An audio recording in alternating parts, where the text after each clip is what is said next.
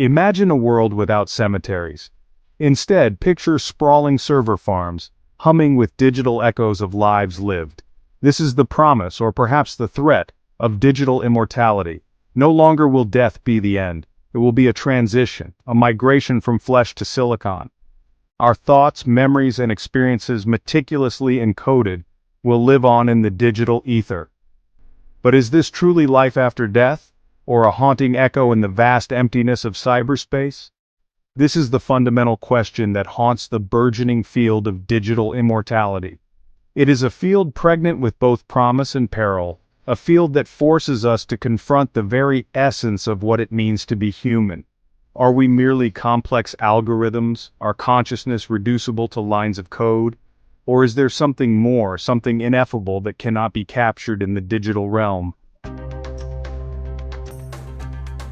Digital immortality hinges on a singular audacious concept, the mind upload.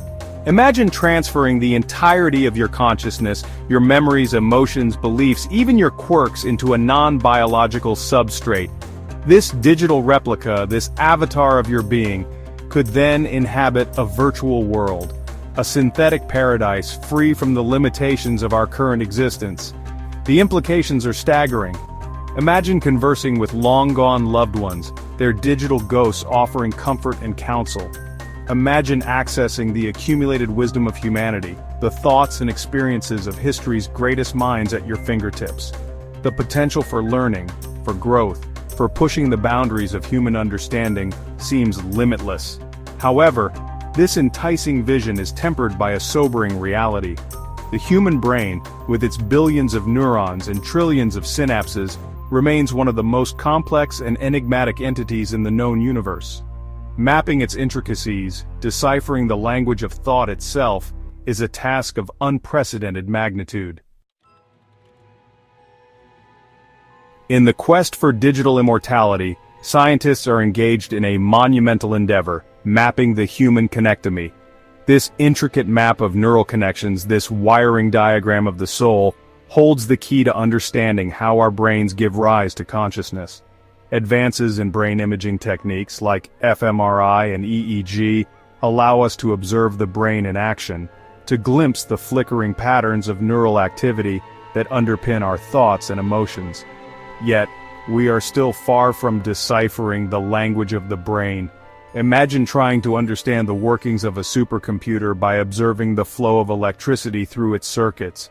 We can see that activity is taking place, but the underlying logic, the code that governs it all, remains elusive. Despite the immense challenges, progress is being made. Researchers are developing artificial neural networks that mimic the brain's structure and function. These networks are capable of learning, adapting, and even exhibiting rudimentary forms of creativity. While these achievements are remarkable, they pale in comparison to the ultimate goal, replicating the full spectrum of human consciousness. Several theories attempt to pave the path toward mind uploading.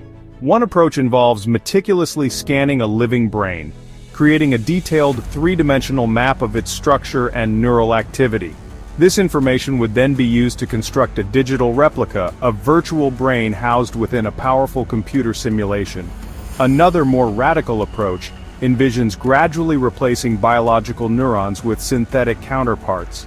This process, akin to upgrading the hardware of the brain, would occur gradually, preserving the continuity of consciousness throughout the transition. However, these theories raise profound ethical and philosophical questions. What happens to the original brain after the upload? Is the digital copy truly sentient, or is it merely a sophisticated imitation, a digital zombie devoid of true consciousness? And who owns the rights to this digital soul? These questions, once relegated to the realm of science fiction, are now demanding our attention.